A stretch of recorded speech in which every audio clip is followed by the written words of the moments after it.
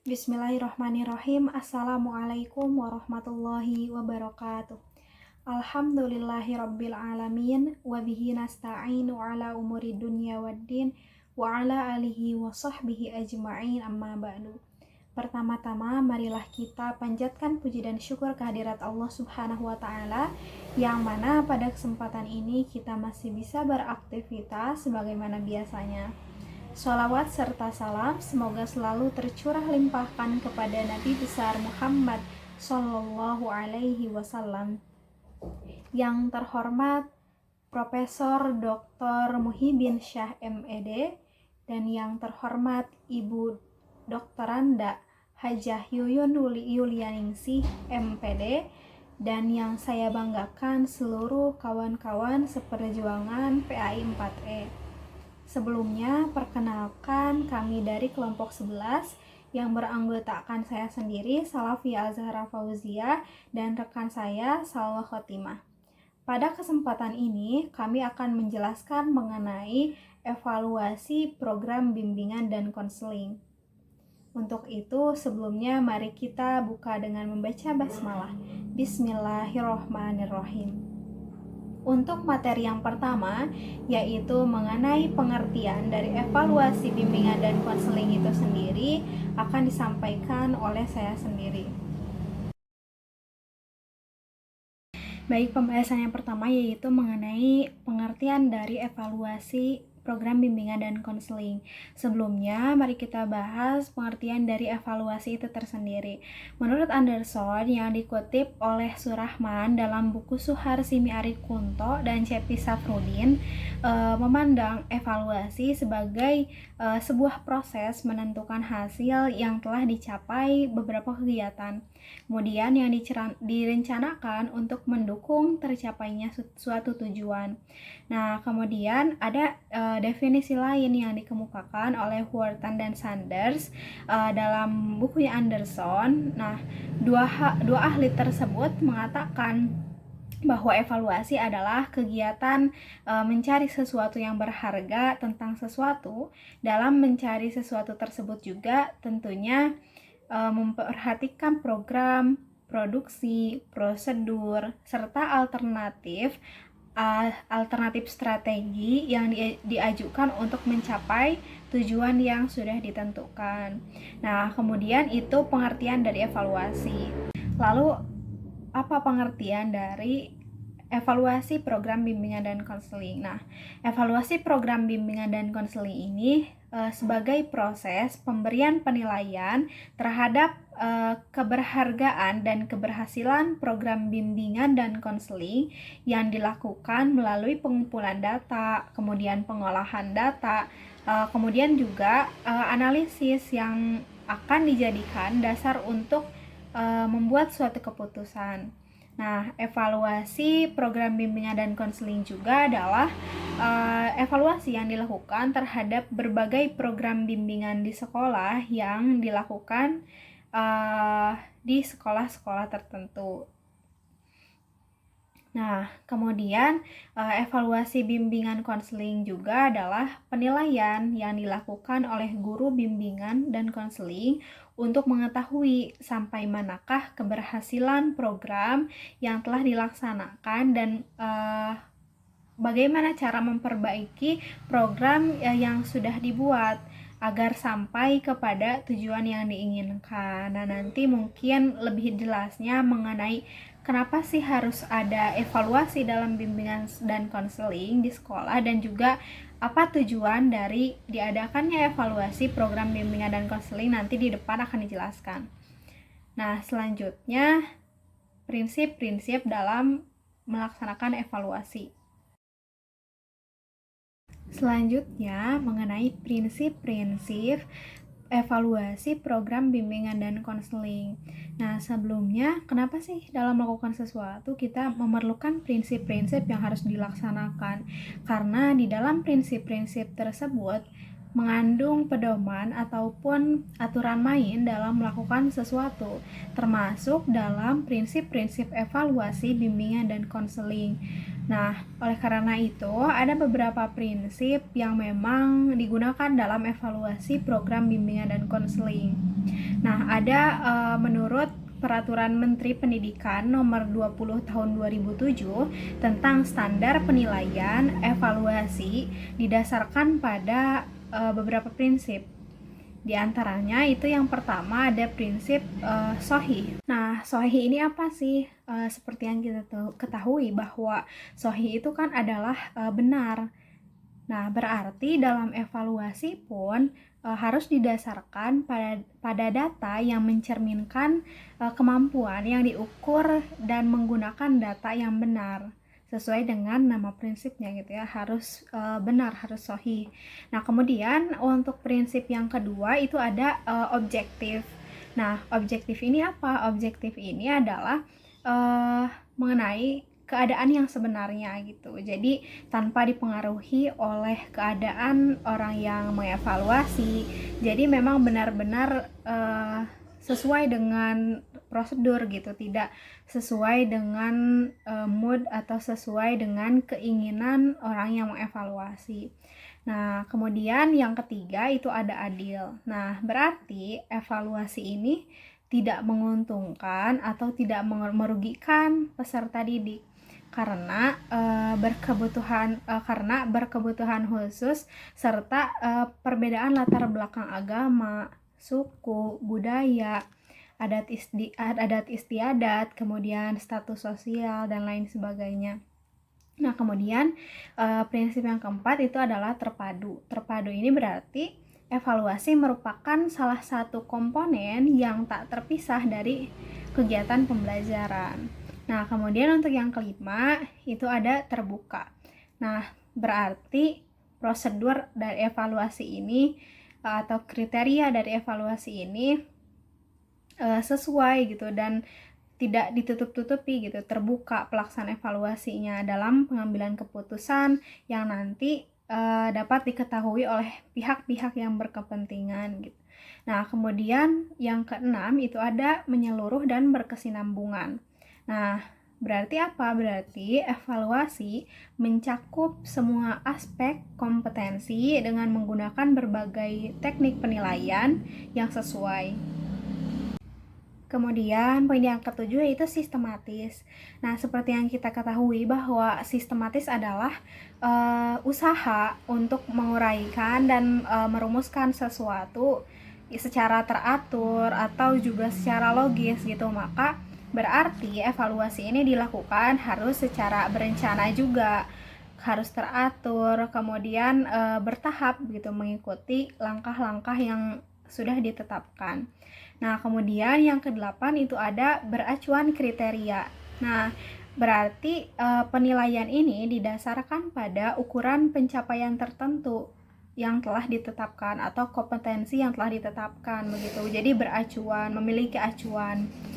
Nah, kemudian yang terakhir adalah akuntabel. Nah, akuntabel ini berarti dapat dipertanggungjawabkan. Nah, maka evaluasi ini pun harus dipertanggungjawabkan dalam segala aspek, baik itu dalam teknik, dalam prosedur, maupun nanti hasilnya gitu harus dipertanggungjawabkan. Selanjutnya, untuk materi tujuan evaluasi dan juga teknik-teknik evaluasi akan disampaikan oleh rekan saya, Salahotimah. Bismillahirrahmanirrahim. Nama saya Salahotimah, NIM 11920202515, kelas PAI Pendidikan Agama Islam, Fakultas Tarbiyah dan Keguruan 4E. Di sini saya akan melanjutkan materi mengenai evaluasi bimbingan dan konseling dalam mata kuliah bimbingan dan konseling. Dan di sini saya akan menjelaskan mengenai tujuan evaluasi program bimbingan dan konseling. Baik teman-teman, sebelum kita mengetahui lebih lanjut mengenai tujuan evaluasi program bimbingan dan konseling ini, di sini saya akan menjelaskan secara umumnya bahwa kegiatan evaluasi ini dilaksanakan bertujuan untuk mengetahui keterlaksanaan atau ketercapaian tujuan pada program itu sendiri, baik itu program yang ada di sekolah atau program apapun yang ada. Nah, di sini juga saya mengutip dari Fitri Wahyuni dalam Anasnya bahwasannya ada 3 pokok tujuan dari evaluasi bimbingan dan konseling ini. Yang pertama yaitu untuk mengetahui kemajuan program yang telah ada, dapat diartikan bahwa si subjek ini mereka melakukan atau menggunakan fasilitas layanan bimbingan dan konseling ini sejauh mana. Dan juga dari situ kita dapat menilai apakah bimbingan dan konseling di suatu sekolah ini sudah tercapai dengan baik atau belum. Nah, selanjutnya yang kedua itu untuk mengetahui tingkat efisiensi dan keefektifan strategi dari pelaksanaan ini. Nah, dari tujuan evaluasi ini kita dapat mengetahui apakah pelaksanaan bimbingan dan konseling di sekolah ini dilaksanakan dengan lancar. Terus kita juga dapat mengetahui baik dan buruknya mengenai layanan dari bimbingan dan konseling yang ada di sekolah ini.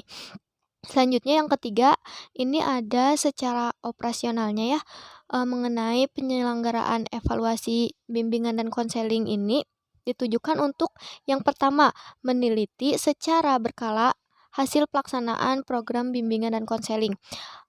Jadi dari sini kita melakukan berkala hasil dari pelaksanaannya diteliti secara berkala. Misalnya dengan ketentuan kurun waktu beberapa bulan sekali. Seperti itu. Selanjutnya juga untuk mengetahui tingkat efisien dan efektivitas layanan bimbingan dan konseling. Jadi apakah efektivitas layanan dan bimbingan konseling ini digunakan dengan baik atau tidak. Nah, selanjutnya yaitu untuk mengetahui jenis layanan yang sudah atau belum dilaksanakan atau misalnya perlu diadakannya perbaikan atau juga pengembangan dari kegiatan bimbingan dan konseling ini. Nah, selanjutnya yaitu untuk mengetahui sampai sejauh mana keterlibatan semua pihak dalam layanan bimbingan dan konseling ini. Jadi, keterlibatan itu mau itu baik dari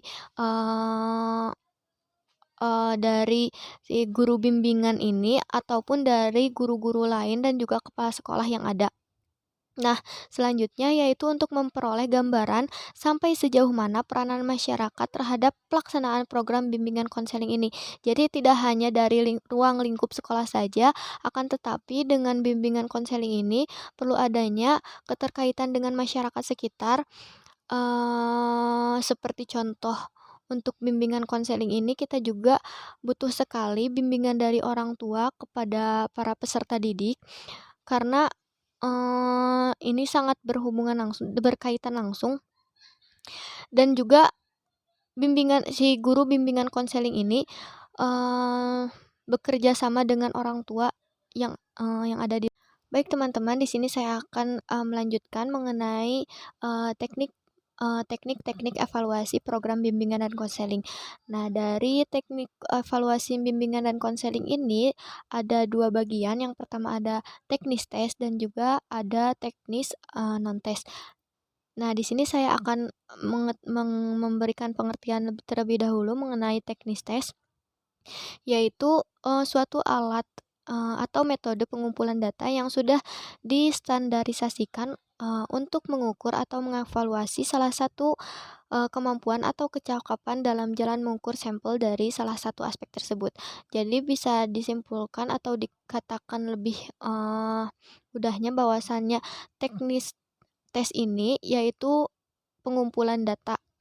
Nah, di sini juga ada beberapa macam dari teknis tes ini. Yang pertama ada tes IQ atau kecerdasan dan juga ada tes kepribadian, ada tes bakat, lalu ada tes minat dan juga ada tes presentasi. Nah, selanjutnya yaitu ada teknis non-tes. Nah, Apa saja sih macam-macam dari teknis non-tes ini? Yang pertama itu ada skala bertingkat atau rating scale. Nah, di mana skala bertingkat ini menggambarkan suatu nilai yang berbentuk angka terhadap suatu hasil pertimbangan. Misalnya contoh seperti dalam Eee, ada sangat tidak suka, suka, biasa saja, ada juga sangat suka, misalnya seperti itu. Itu salah satu contoh dari skala bertingkat. Nah, selanjutnya itu ada angket atau kuesioner. Nah, dari angket ini yaitu daftar pertanyaan yang harus diisi oleh responden dengan question akan diketahui keadaan data, pengalaman, pengetahuan, sikap, atau pendapatnya. Itu tergantung dari apa yang ditujukan dari bimbingan dan konseling ini. Ditinjaunya dari subjek, kuesioner langsung ataupun tidak langsung, maupun itu tertutup ataupun terbuka. Selanjutnya yaitu ada teknis daftar cek atau checklist. Nah, daftar cek ini yaitu deretan pernyataan yang biasa singkat di mana responden yang dievaluasi tinggal membutuhkan tanda cek checklist seperti itu pada tempat yang disediakan. Misalnya contoh, di sini ada penting, biasa saja, dan tidak penting. Nah, di pinggirnya yaitu misalnya melihat pemandangan apakah itu penting, biasa saja, atau tidak penting. Misalnya olahraga setiap hari itu penting, tidak penting, atau biasa saja. Nanti tinggal di checklist oleh si responden. Nah, selanjutnya yaitu ada teknik wawancara atau interview.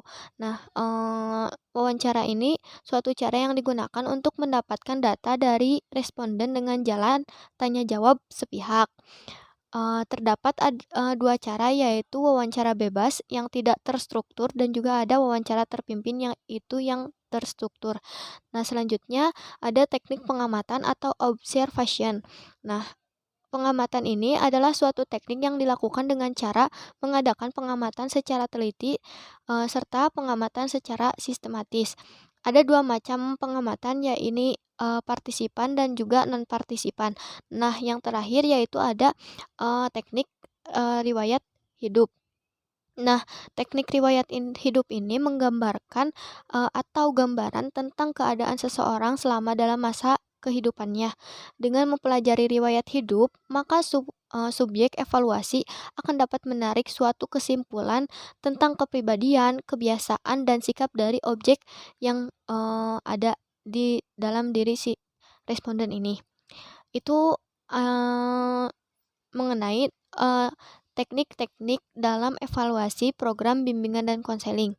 Baik teman-teman semuanya, dari awal sampai akhir kita dapat menyimpulkan bahwasanya evaluasi bimbingan dan konseling ini adalah penilaian yang dilakukan oleh guru bimbingan dan konseling agar mengetahui bagaimana pelaksanaan bimbingan konseling ini berhasil, dan juga untuk memperbaiki program bimbingan dan konseling yang telah ada agar semakin baik dan semakin sampai kepada tujuan yang telah ada. Nah, juga di sini ada prinsip-prinsipnya yaitu efektif, adil, objektif, terbuka, menyeluruh, sistematis, akuntabel, sahih, dan juga memiliki acuan. Nah, untuk tujuannya yaitu untuk mengetahui ketercapaian dari tujuan program yang telah ditetapkan. Kemudian dalam melakukan evaluasi bimbingan dan konseling ini ada dua teknik. Yang pertama ada teknik teknik tes dan juga ada teknik non tes. Mungkin seperti itu kesimpulan dari saya. Kemudian kami dari kelompok 11 akan menutup presentasi kali ini dengan membacakan alhamdulillah. Alhamdulillahirabbil alamin. Semoga bermanfaat bagi teman-teman semuanya, dan mohon maaf apabila ada kesalahan dari kami. Wassalamualaikum warahmatullahi wabarakatuh.